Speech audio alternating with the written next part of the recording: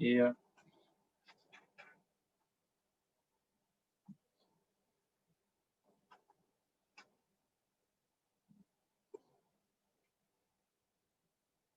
Just a second, I would like to share my screen.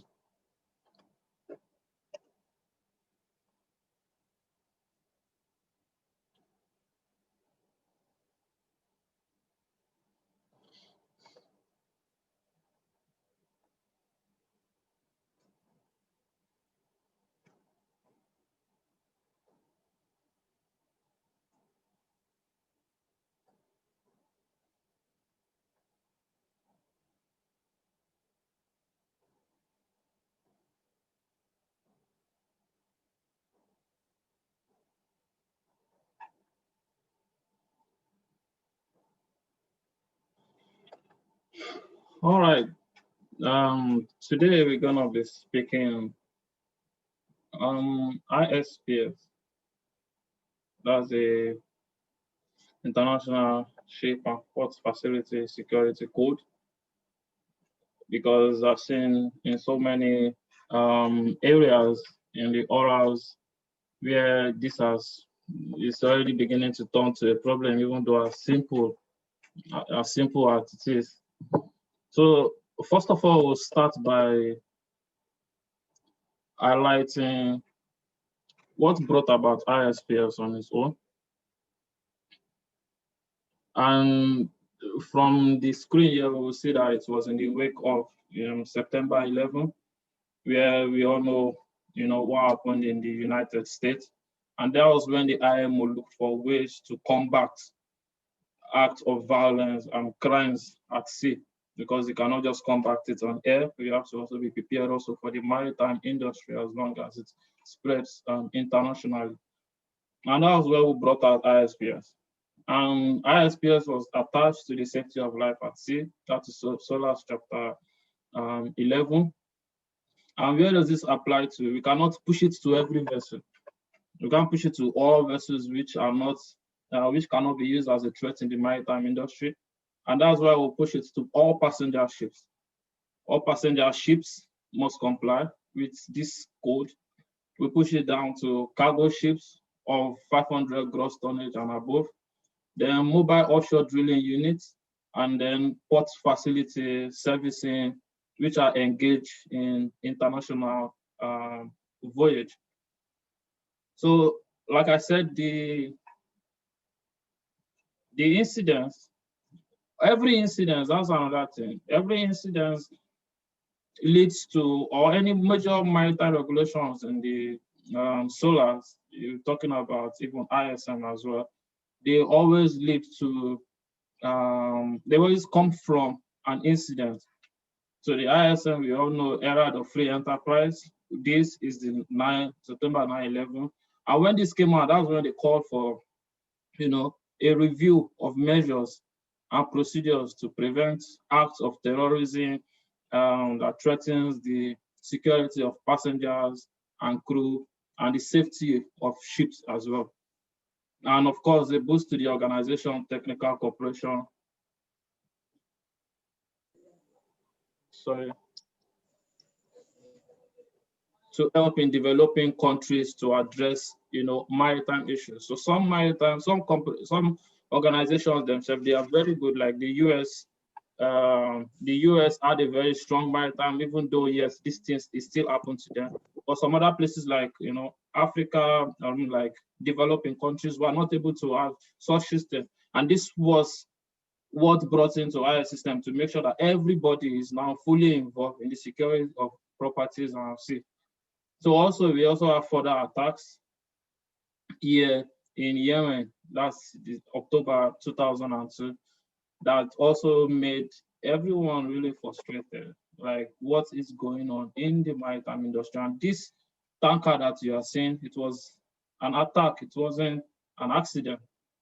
So you can imagine if, terrorists or pirates or whosoever bought the vessel, and there is no ISPS, there's no security control, and they are able to do this. How many of these incidents are we going to be able to take before we put in measures in place. And this is the measures we've put in place. This is the measures the maritime IMO, International Maritime Organization, has issued for everyone to put in place. And it's a comprehensive, and what does it entail? It's just a comprehensive set of measures to enhance security of what?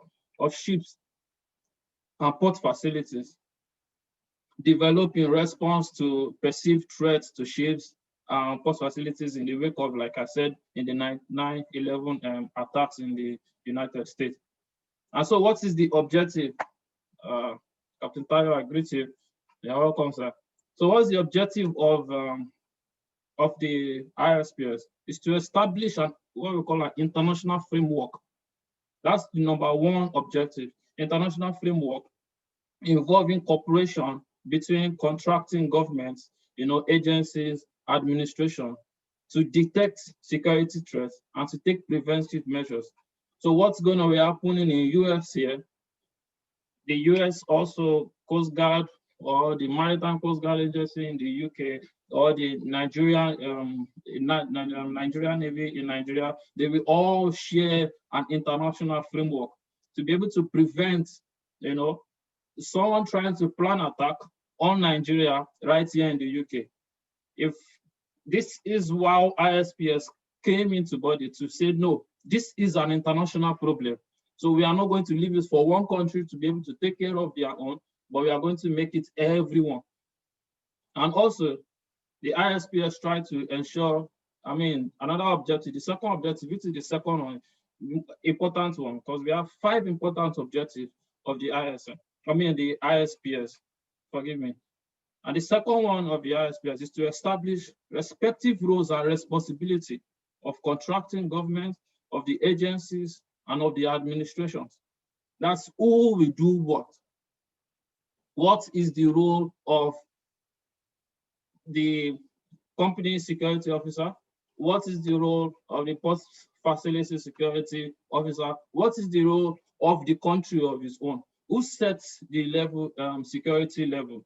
These are roles, so we don't say, oh, we are just going to leave it for anyone to be able to take care of security. No, there must not be a structural role. There must not be a structural responsibility. There must be what everybody must put in place to ensure that the maritime the maritime industry is secured from threat and attack.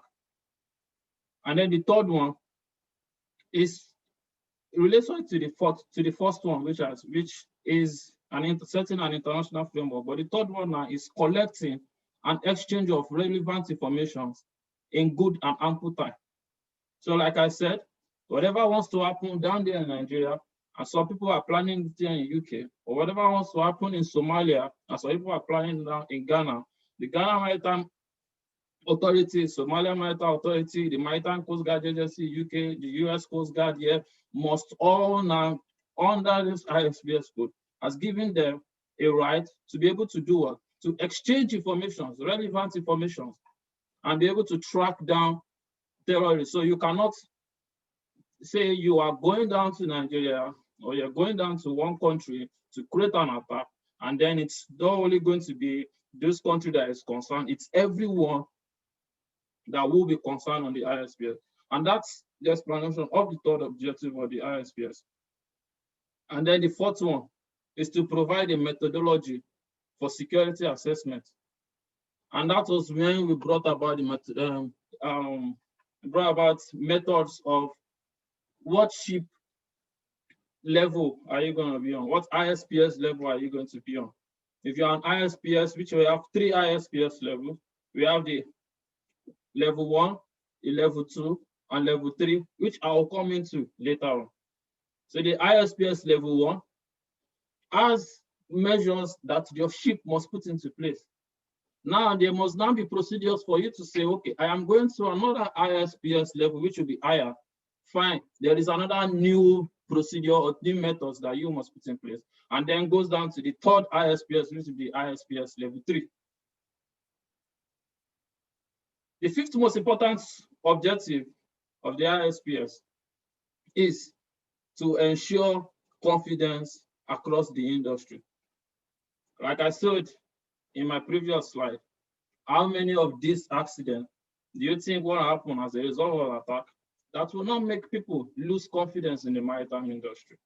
If you have an industry where there is no security methodology, where there is no framework, where there is no responsibilities and rules, where there is no exchange of international information that will help to prevent such accidents, you might just see Busayo say, you know what, I'm done with the shipping industry. I can't come and kill myself. So this is ways at which we've been able to incorporate the ISPS code into SOLAS. Now, what is SOLAS? Safety of life and sea. And under what chapter is the ISPS code? Chapter 11 of SOLAS.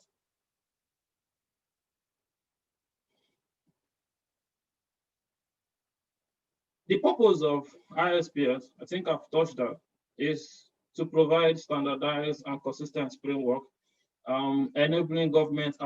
I've explained all this, but it's also, this is another wordings we can use, enabling government to offset, changes in threats, which changes in vulnerability for ships and port facilities through determination of appropriate security level, which is the methodology, and of course, corresponding security measures. I'll jump this for sake of time because I still have much more that I would like to discuss. So now, under the ISPS code, if we have ever read the book, which I'm going to ask, if you have read this book, the ISPS code on board, can you just raise your hand up, please? Now, no officers who love to read publication. And one sweet thing about this ISPS code is if you don't have it on board and the port state control comes, I see one of my mentors here already raising up his hand. But if you don't have it on board and they come for, and the port state control comes for inspection or the flag state comes for inspection, the ship is in problem because they will issue a non-conformity. There is no publication, there is not enough publication. But having this book and having the knowledge of this book, Echo India, I see you.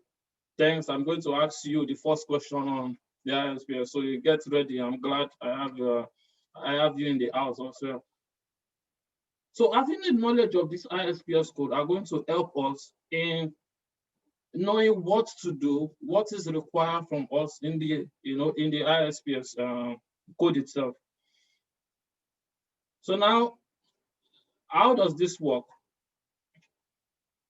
We have every ship itself must have what we call the ship security plan. What I call it? I call it the ship security plan. And what are the contents of this ship security plan? Echo India, your hand is still up. Can you give me one or two contents of this ship security plan?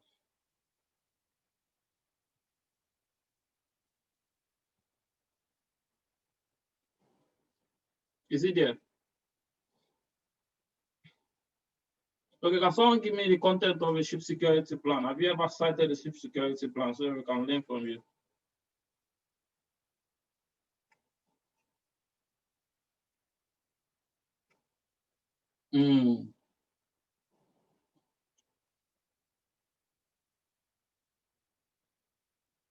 I'll start calling names now.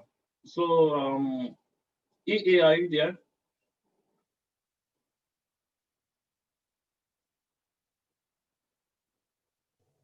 Good evening, Capi. Yeah, good evening. So can you give me content of a ship security plan? The content of a ship security. Just give me one or two things you can find in a ship security plan. The ship security plan should be able to find the CSO, the name of the CSO on the ship security plan, and you should be able to also find the ship particular signal, the designated particular signal for like a piracy attack which the ship has agreed on, and also the ship security plan. Okay, yeah, let's stop you there. Thank you very much. That was good. Can someone else give me another content that we'll find in the ships in the ship security plan. Can I say something? Yes, please. Okay.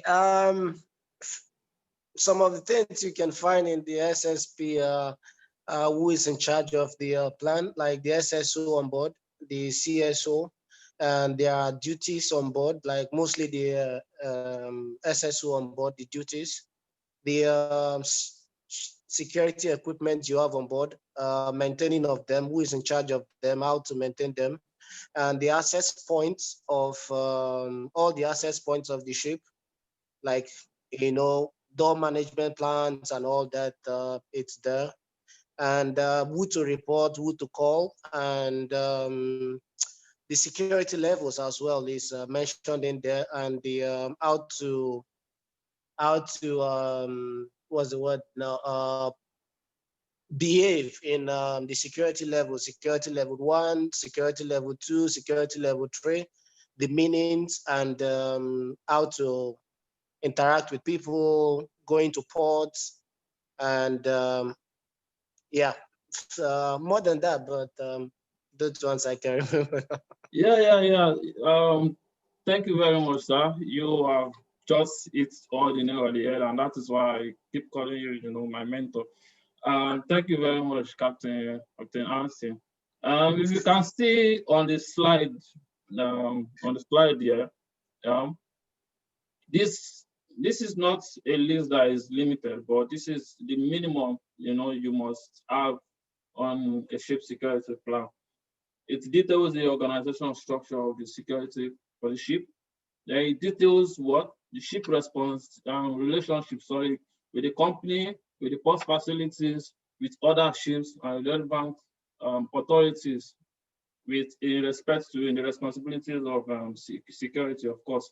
Then it details communication systems to allow effective continuous communication between the ship and between the ships and others, including the port facilities.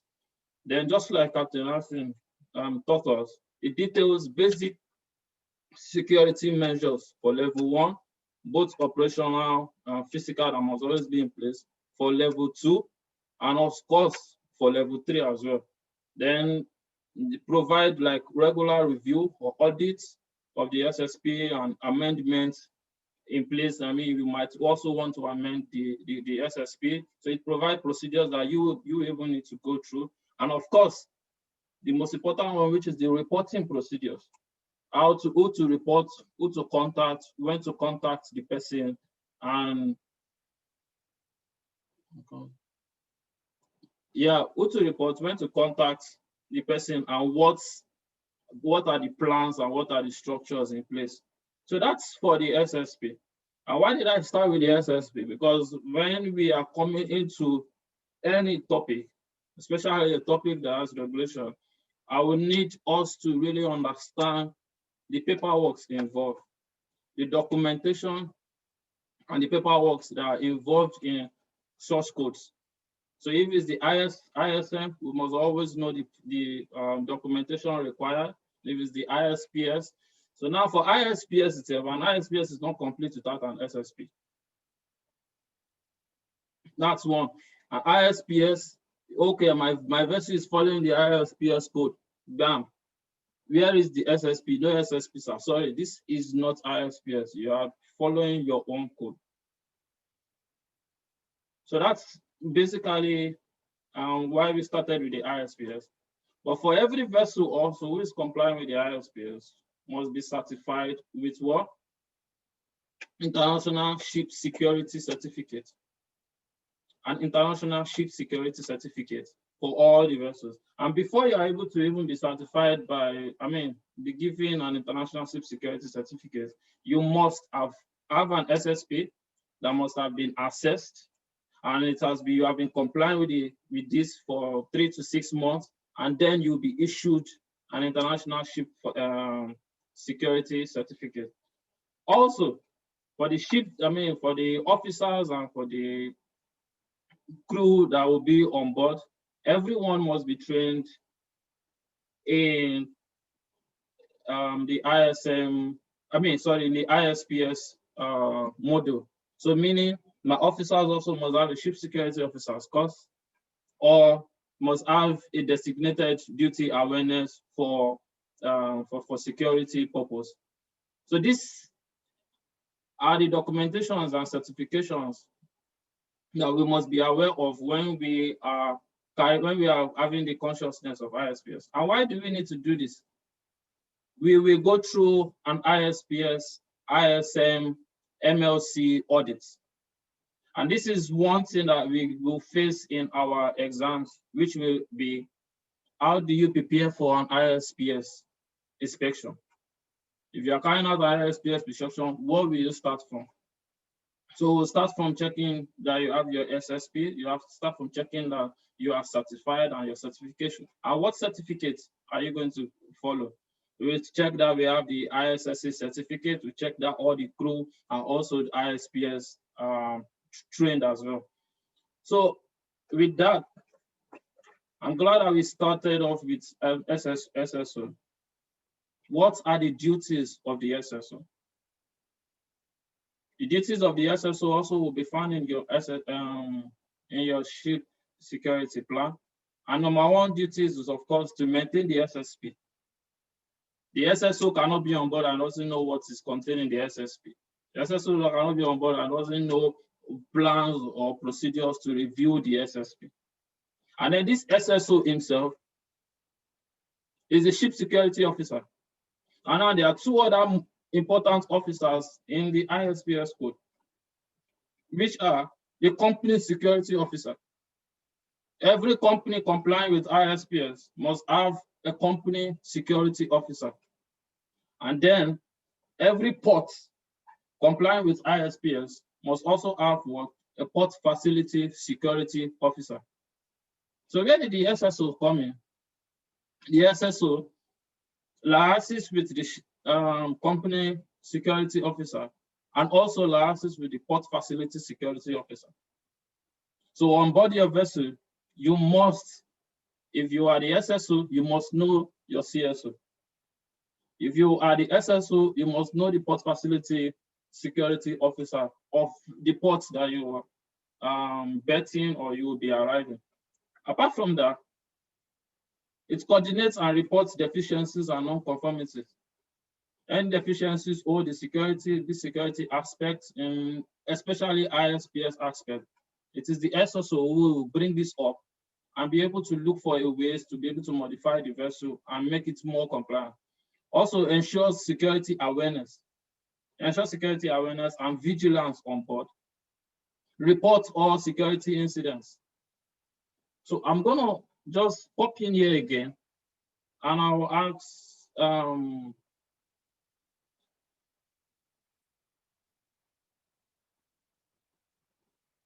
I'll ask MA, Mike Alpha.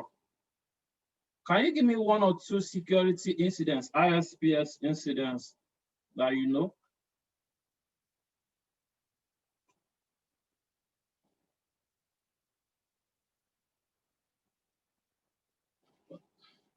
Okay, any other person can answer.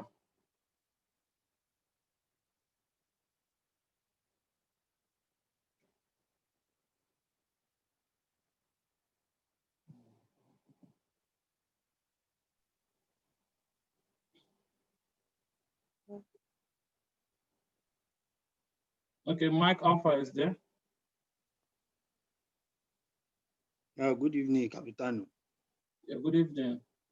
Good evening to everyone. Yeah, give me one or two security incidents, just in a quick one. Okay, for instance, if there is if they break into the ship stores. You break into where? To the ship stores. Let me say deck stores. Okay. Maybe when the vessel is at anchorage or secured to the jetty. That's an ISPS incident. The one I witnessed when I was in tanker, the robbers, they climbed to the deck. So then I was still a cadet child. So I was doing a ship's ranch. So I just noticed someone that looked like, where is this? Which type of person is this? So it was about to start siphoning the deck cargo AGO that we carried them. So, but when he sighted me, he quickly ran away and jumped overboard. Okay, that's a very good one. That's a security incident. So what do you think was your security level as of then? The vessel was on security level 1. Okay, and that's good. Before So the what do you think was the incident. procedure? I mean, what actions will you have taken? Well, I raised the alarm by informing the chief mate then. Okay, that's So, good. You raised the alarm and informed chief mate and all those things. Sorry, this could be other questions, and I'm glad you bring it up. So for it to be interactive. So aftermath of it, what is it that you'll be expecting to do? I mean, you're expected to do as an officer, or you advise your captain to do? well, what we did was to increase the number of deck crew that look out. Okay, like so that's putting increase an the AB. okay, that's Yeah. increase the security, set more methodology, set more strategies in order to prevent such occurrence. Correct? Yes. Exactly. So these are points that I'm really talking about, because when you have security incidents on board, this is where the SSO comes in to find out where did it go wrong, where was the leakage, how can we prevent such from reoccurring. And these incidents, I was almost thinking whether we were on the same ship, but the way you're saying is different, because while I was also a cadet, because when you say you're a cadet, we were not cadet on that same ship. Because while I was also a cadet, this same thing happened to me, and I was the one on the bridge, and I was thinking it was the captain that was dating, but that was quite a different scenario. So what do? You come down, we meet with a ship security officer. These are ways, then we investigate the issue, and then you put measures to prevent reoccurrence of such issue, and we report it to CSO, report it to the port facility security. Yeah, Captain Tayo wants to say something. Okay, so while I was a cadet as well on the tankers, I was in my cabin one night, and some people burst into my cabin and said, "Move out, move out." I was like, "What's going on here?"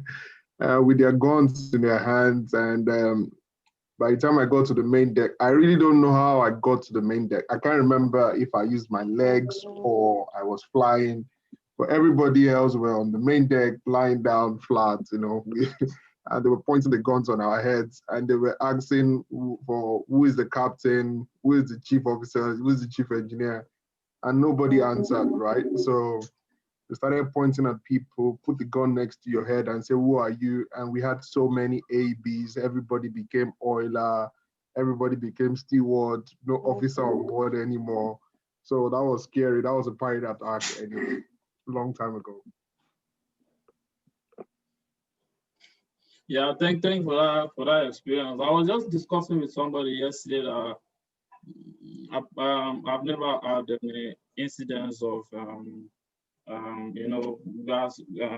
gunshot or this thing. But it was just because I was this thing, but it's just because I was lucky. But this is what I was talking about at the beginning of the class. Because you can imagine such situations escalating in such a way, there will be so much discouraging factors of why people will not want to join, the industry. So thanks for all these examples. But yeah, when we give these examples, because the examiner will get so excited to tell us, okay, can you give me one security incident? You must be prepared yourself to know what you are supposed to do aftermath, what are the procedures, and ways that you have been able to carry out in order to prevent such from reoccurring. So with that, I would like us to jump straight to the most important part, I would say, of the ISPS when we're talking of methodology, which is the security levels.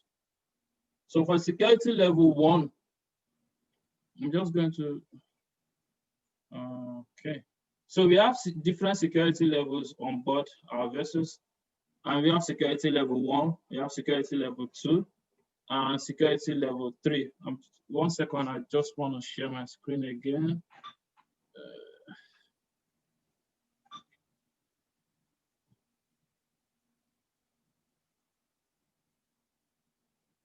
Thank you.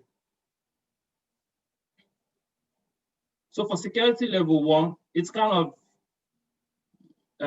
in normal circumstances.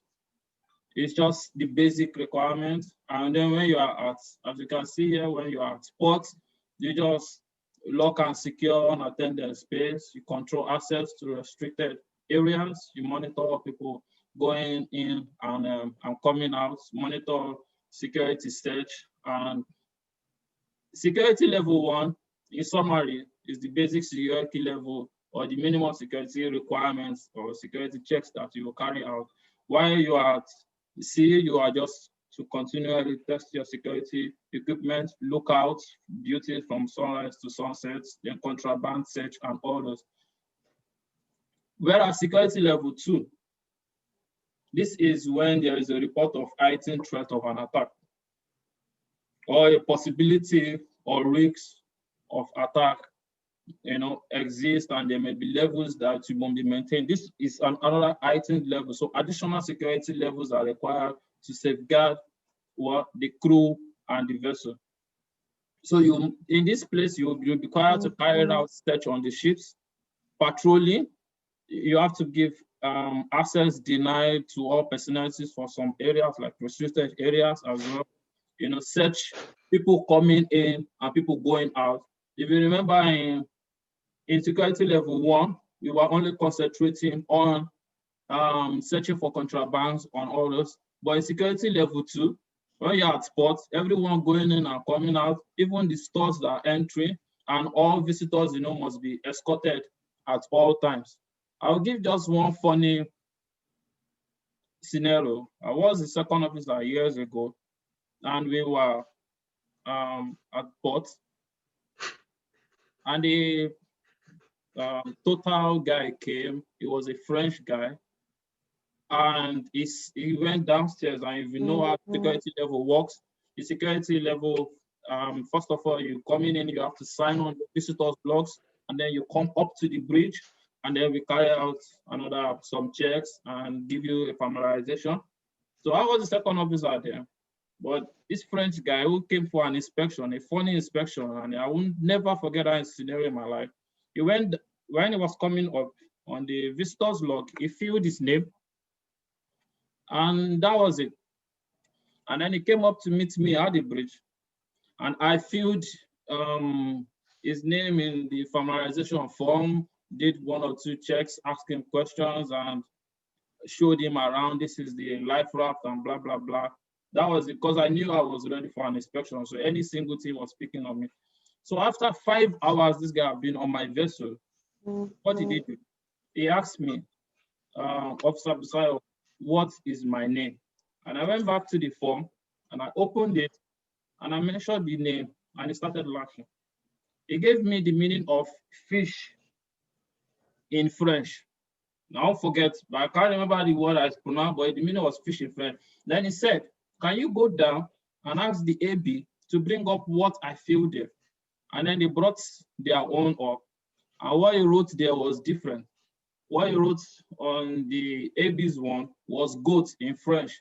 So that only one person was having 2 different names.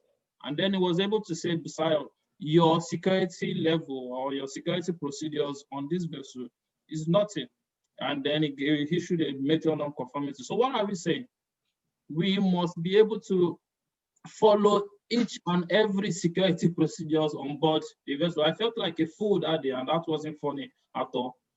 But what he wanted was, you come on board your vessel, then you show your ID card and be able to write it down, because it is not just a normal scenario. This is really a scenario where ships are in danger if you do not do your job.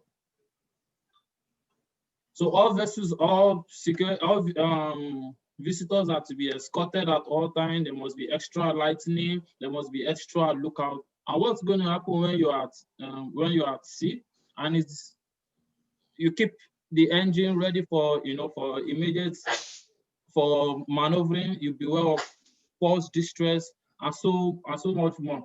But there's basically what the level 2 is trying to tell us. It's a higher risk. You have to be prepared for higher risks. And that takes me down to the third security level, which is when an attack is expected against specific targets. So whether to a ship or to a port, we will raise our security level to level 3. Then immediate security countermeasures are required. Then the vessel may have to even depart the port or divert, or even if you are at port, that's when they're going to just raise up the gangway and there's no visitor that will be allowed at all. Or like in port here, all crew members are to revert on board. You disembark all the visitors immediately. You stop the cargo operation. You stop storing immediately. Then all the stevedores, they are out of the vessels. You continually take head counts and you close the ashes. You inspect any stores. This is now you are ready for an attack. So those are the 3 security levels that we do have on board. I'm just going to pause here and ask if there's anybody have any questions in between before I continue.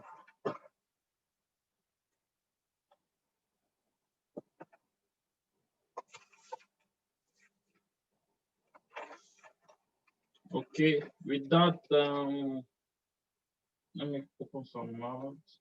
KM, are you there?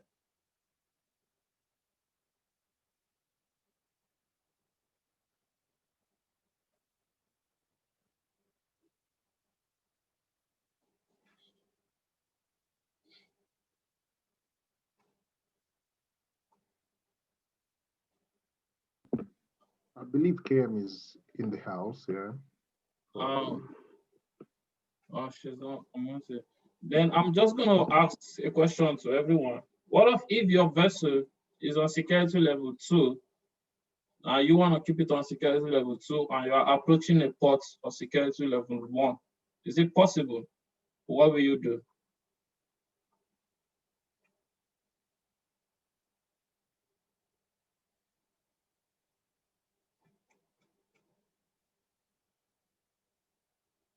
Kafi, please, can you come back to the question?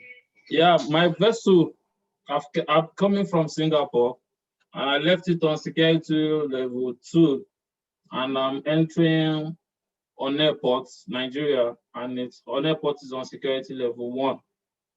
Do I have to change my own to security level 1? If not, what will I do?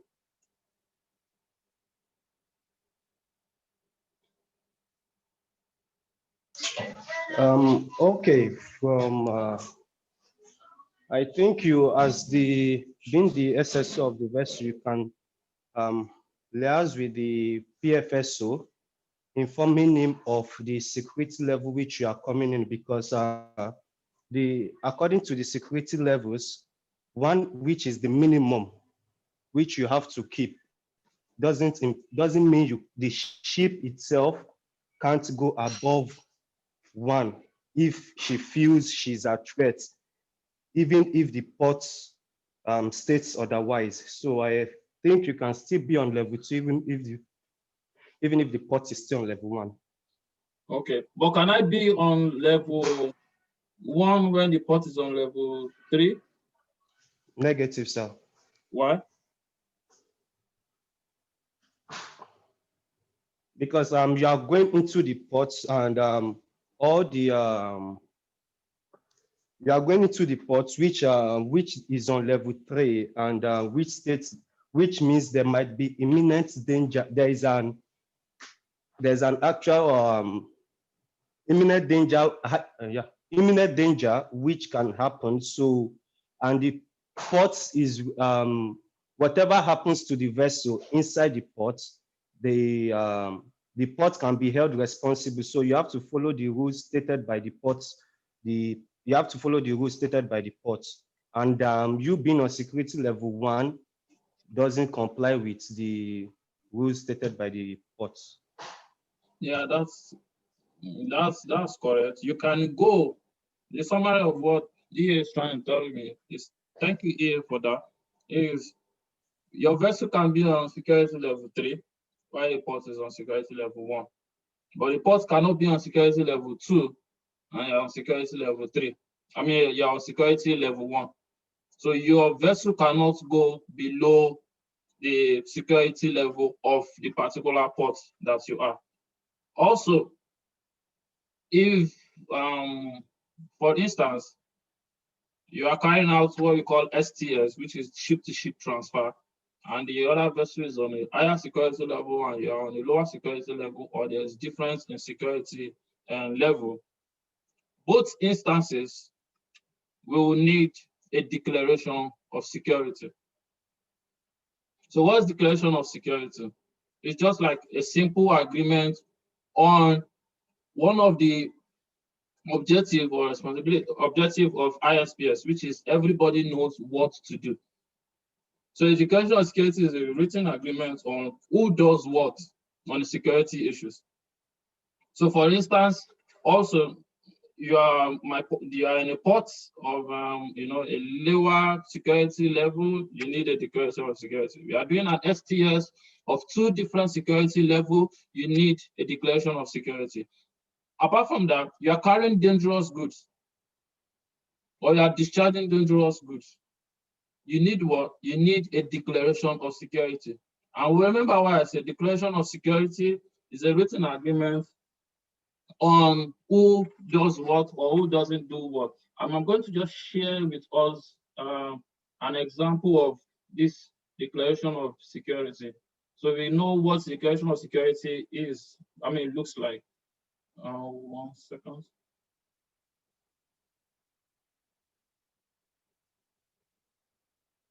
Can you see my screen? This is a practical declaration of security, declaration of security. And like I said, this is the name of a ship here, showing security level 2, heightened risks.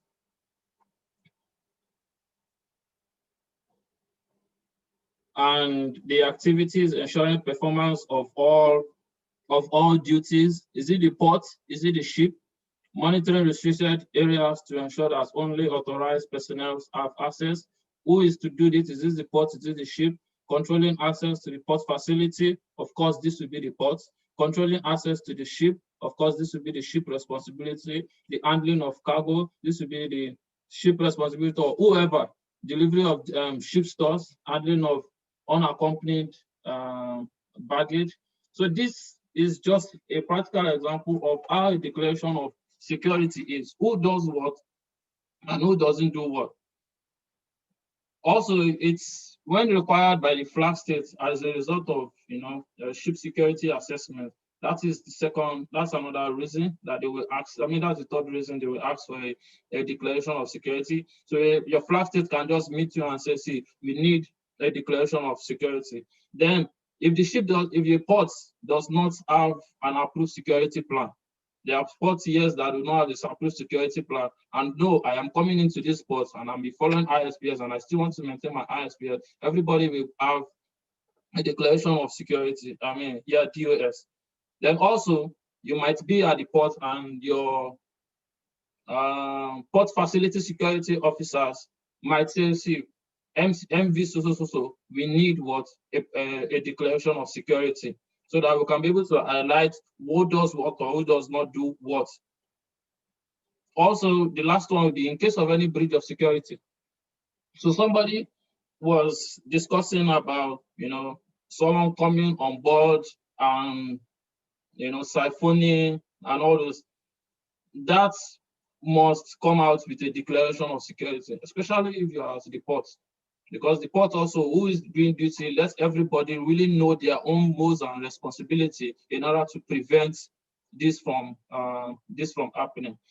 So that's for the declaration of security. And like I said, I'll summarize it again. When there's like different levels of security level between the ship and the port, or between one ship and another ship, you're trying to do a ship-to-ship transfer, or there is, the vessel is carrying dangerous goods or is discharging dangerous goods, or it is a flag state, I've requested for it as a result of the SSA, or the port does not have an approved security plan, or if there's any breach of security, or is requested by the port facility security officer.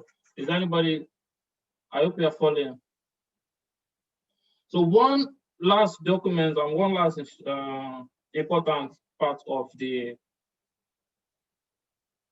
ISPS is what I call a continuous synopsis report. And can anybody in the class just have anybody heard about these documents before?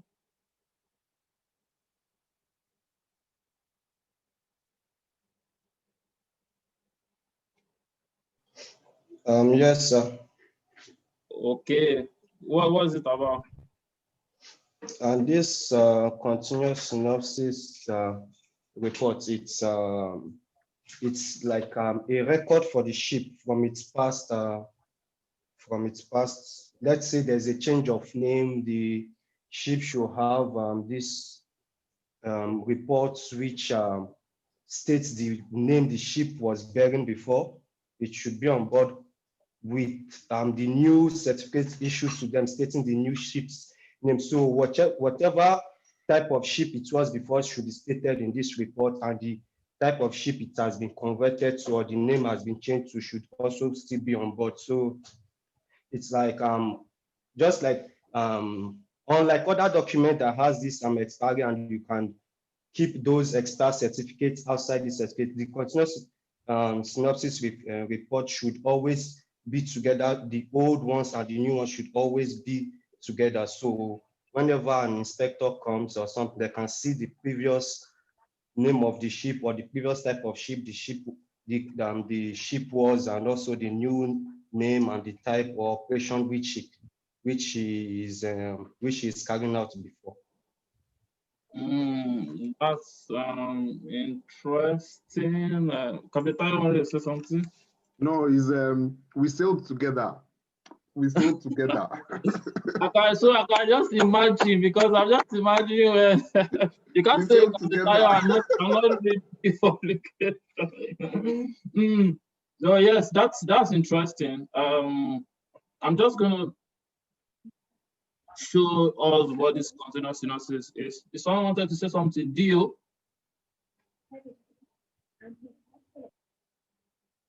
I want to say what just to add, okay, not to add to say the same earlier. It contains a record of the ship activities, change of name, class, put flag, etc. Maybe change of ownership and other things like that.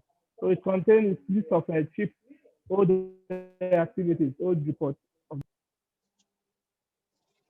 Okay, yeah, that's good. That's good enough. I've shared on the screen what are the basic things that are required in the continuous synopsis record. But we also need to know that, but this is for chief mates and masters.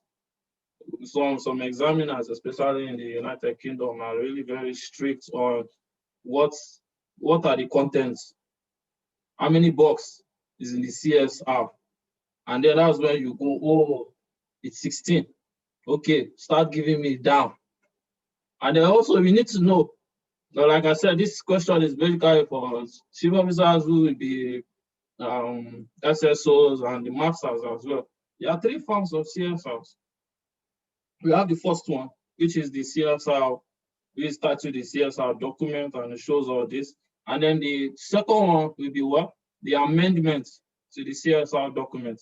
So let's say EA was helping me and telling us, yeah, that when a company, when a ship changes a company, an amendment will be in place in the CSR. So this amendment is the Form 2, and then the Form 3 will now be index of changes that has been occurring. especially even when you are changing flags as well. A new flag state will issue a new CSR, but this will be continuous from your previous CSR. So what are the basic things? We have the name of the flag state. It's the most important one. That's why they just put it there. Then the registry, then the name of the ship, the port of registry, of course, the name of the registered owner, identification number, and it also goes on to classification societies, the administration, the company in charge of the DOC as well. And the last part is one tricky part which the examiners like to trick us on is remarks, because they'll say, okay, what is even under the CSI again? One funny thing you've not mentioned, and it's just about a remarks. It's not a major stuff. But if anybody have seen this CSI, I really employ us when we are on board, if we can go through the CSI, have a feel about it, have a feel of the Form 1, have a feel of the Form 2, have a feel of the information that is embedded in the CSI. And this helps to keep a diary of the ship and historical record. So in case of there's something that happened there, then they can tie it down back to the initial owner, or when the ship was even built, without too much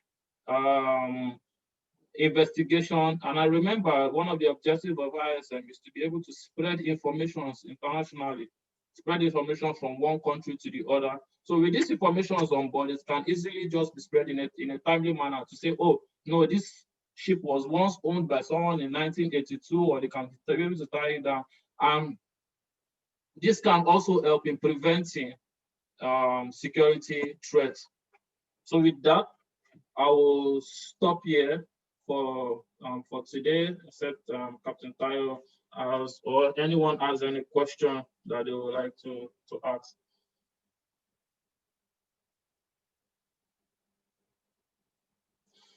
Without any question, I'll go to my favorite part, which I like to ask question. Yeah, I have two lovely guys from Egypt here. I will pick one.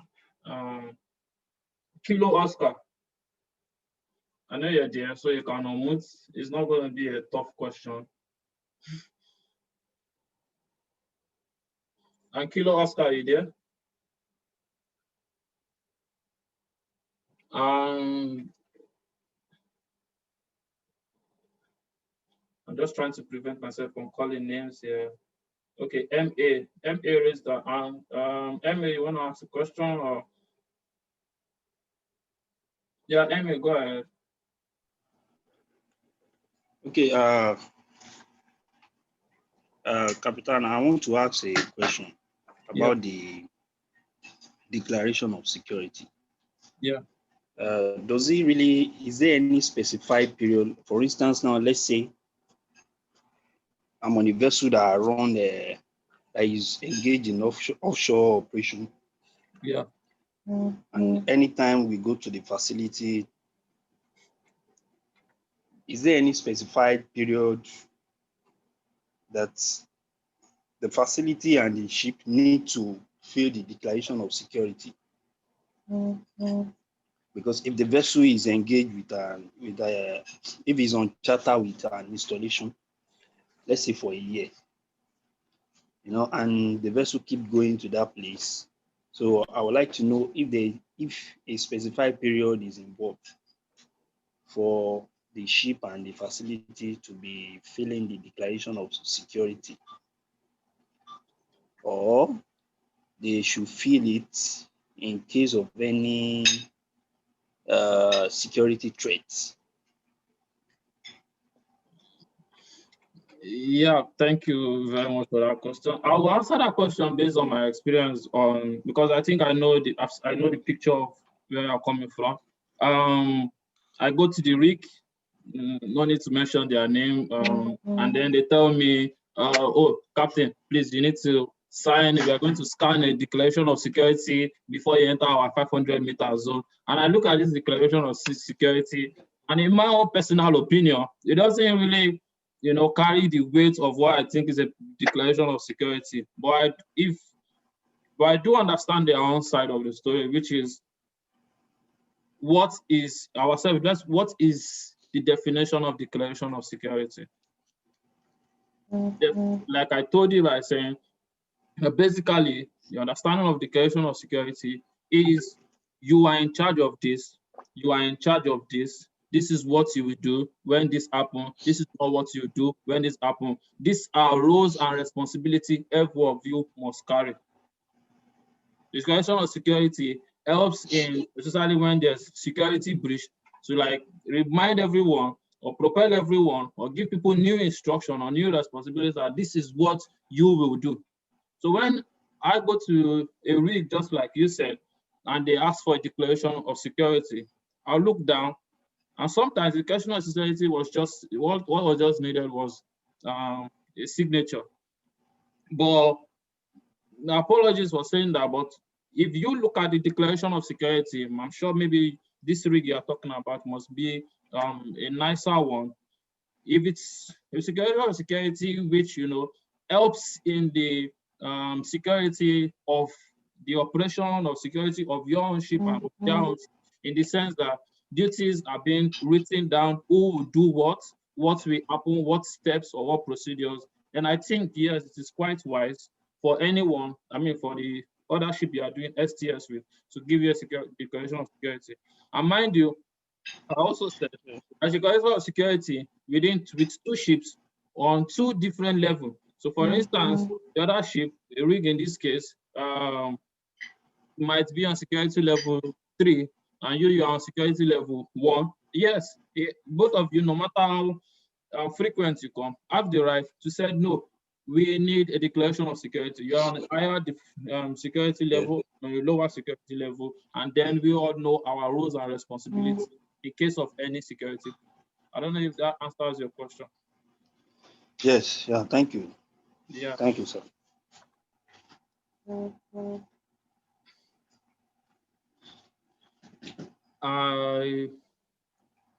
Okay, I think I'll make this thing a little interesting.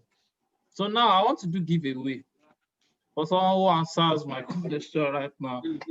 So the first 3 people to raise up their hand, and I will splitting captains. The first 3 people to raise up their hand. I don't know, MA, was a hand up or it was down or it's up or it was just like a guy at Tesudre or something. But yeah, DO, if I can pick you and you will answer my question. Is DO there?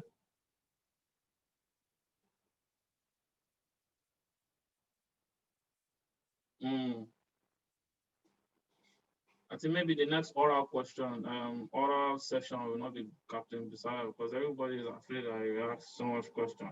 But then I will jump straight to the question. Is if they have informed you that there is stowaway on board your vessel. Number 1, is that a security? Is that an ISPS related incident? 2, is an ISPS related incident. What action will you take? Then 3, what action will you take after?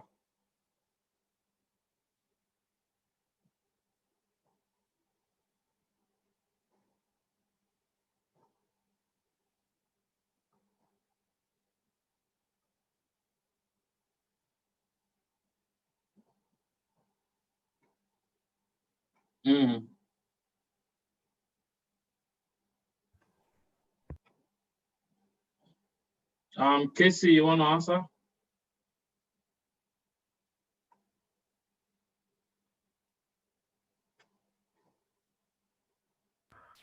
Okay, good evening. Good evening. Good evening, sir. Okay. In the case I have a stowaway on board, first of all, I have to make sure that he's well taken care of, that no harm comes to him. Then I will make a reporting to the ports I left from, then the owners, then the flag state. Then I ensure that I do not transfer him from any ship to another, that I take him till my next destination in case I cannot go back to drop him off. So Okay, thank you. so that's yeah, echoing there. I see your hand up. Casey, just want to ask, so are you saying that that's an ISPS related incident or not? From my own point of view, I think it's an ISPS related incident Okay, because that's first question. Yeah, second question. You say you when you are sailing with him, what are you going to do with him? Are you going? You say you don't want to treat him bad, so yeah, just going to be your passenger, good food and yeah, good food, maybe and ensure that he's well taken care of and nothing happens, no harm comes to him. no harm comes to him. Yes. Okay. Echo. Because India. it's like he's trying to look for a greener pasture. That's why he boarded. Okay. Yeah. Thank you very much. Thank you, Casey. That was lovely. I was Echo India. You wanted to say something before I say the final answer. Okay. Good evening, Captain. Good evening. Okay, so a stowaway on board. I think it's an ISPS related incident, and first thing you have to do is to identify. Now, I don't know if in this scenario we know where the stowaway is. Well, have we seen the stowaway already, or there is No, you have seen the story. Okay, sir. Okay, so if I've seen the stowaway and I'm still at port, I will report to the appropriate authorities, the port authority, and to the security agency. We have a stowaway on board. But if we're at sea, it is our duty to take care of the stowaway and make sure that then we hand over the stowaway to the authorities at the next port of call so that necessary proceedings will be taken over from there, sir. Okay, just one more question. So when you get to the next port of call and you've given them, you've delivered the story to the port, what do you think will be your actions on board? Okay, so make it brief, please. Okay, so after he has been handed over, we'll make a report. A report will be made, and so as measures will be taken to prevent such occurrences another time, sir. Okay. Yeah, thank you very much. Thank you. Captain Busayo, if I can just add, I don't know. Yeah. When in addition to all that has been added, if at sea, before I hand over, before getting to the ports, I will ensure that I take the identifications of all the stowaways or whichever stowaway that has been caught on board and try to ask them how they got on board. So preventions can be made in that aspect as well. Yeah, thank you very much. I really love that third point as well.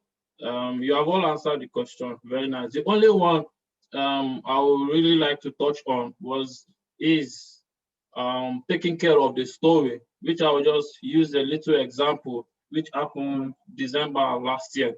And December last year, there was a tanker. I don't know if anybody was following it, but I was following it on Sky News here in UK. There was a tanker that left Lagos, Apapa Port, and we were trending on UK news for continuous 12 hours, like seriously.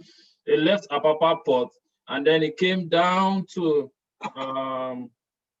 it was coming down to Hampshire, and then at Southampton Port, just about to get to, it was going to Isle of Wight or Southampton, but right there, the captain discovered the stories. Niger guys, we are not going back to where we are coming from. Brought out weapon, and before the captain was immediately was able to send everyone down to the citadel and lock the citadel, and then made a call to Coast Guard, and Coast Guard became Sky News, BBC, everybody, CNN. We were, like I said, this was just previously last month. So why did I bring that scenario? Yeah, we have practically we can follow what the regulations say, but we should also be careful to really know what exactly the regulation says. The safety of your crew is the number one. Safety of your crew is number one. So on emitting a story, you should not make it a violent approach or any violent greeting or whatsoever. You try to calm him down, but also you have to be security conscious. And that's why I started by saying, is it a security threat? You have to be security conscious of your crew, of your ship, because a stowaway can turn to an hijack. And the news started off as a stowaway and it became an hijack on this vessel that I was talking about that left Nigeria and came here. But also they arrested both of them. I think the incident started 8 a.m. and they were able to climb the ship by 8 p.m. to take these stowaways out. Whereas for that almost 12 hours, the captains, they were all locked down. These guys were not pirates. So yes, I understand your emotions, Kilo, Charlie, that they are going for a better life. But in the search of that better life, how desperate can they be? So number one, you identify them. You try and identify them. You check any passport or any paperwork that they have. But before you even do that, always make sure that someone has already sent a report down to your CSO, your Port Facility Security Officer, or whoever is in charge, even your Coast Guard agency, so that they know exactly what is going on. You have an uninvited visitor. Then if they have someone that you can calm down, you can tame them down, you take them to a comfortable place, but at the same time, do not allow them to mix around. One, do not allow them to move freely around the vessel. This is a security level. Your vessel is under threat. So it is not like, oh, it's a stowaway, we are allowing him to sit down here. No. We are not recommending you to fully lock him up in a cell, but do restrict his movement on board to even a compartment if it gets to that stage. Then reporting is very, very, very, very important. You have to make the reports down and also deliver them to the port authorities when you get to port. On delivering them to port authorities, let us check our procedures again. What happened? How did this security breach come into place? Was the search and because you're supposed to search? Did we search or we did not search enough? Also investigating how did it get on board? Maybe this is the place that we didn't search or there was no even search on board. Or was it a security level, we left it on security level 1, or we need to increase to security level 2. Then we carry out a review and make sure that reoccurrence doesn't really occur. And that is why the SSO is in charge of doing what? Reviewing the ship security plan. So your ship security plan also has to be done what? Has to be reviewed. One more documentation which is important. This is a security breach. So this is where we'll come in with declaration of security. We also have to fill your declaration of security because it's a security breach as per the ISPS. So with that, the story is a security incident, but you also have to be careful. We do not want to take them and give them some hostile situation, but at the same time, you do not want to take care of them or pamper them to the extent that a storage situation become a threat or an hijack situation to your ship. So with that one, I will stop today. Thank you very much for listening. I should add that my own security incident, pirate football inside the accommodation. So they left the gangway, the Scala, the ladder, and they went to watch. So the pirates didn't even struggle at all. They just climbed to an anchor. It was really nice. Anyway, and scary, but I left the ship the second day. All right, thanks very much, Captain Busayo. Does anybody have any question for tonight? And if not, then if you come up with any question again, please don't be shy. Ask your question in the group. We appreciate it. Captain Anson, thank you very much. Captain Josh, I appreciate. And to everybody, I didn't hear from Beatrice. Did not speak tonight. You didn't ask her any question. Okay, it'll be next week. All right, guys. Thank you very much. Yeah.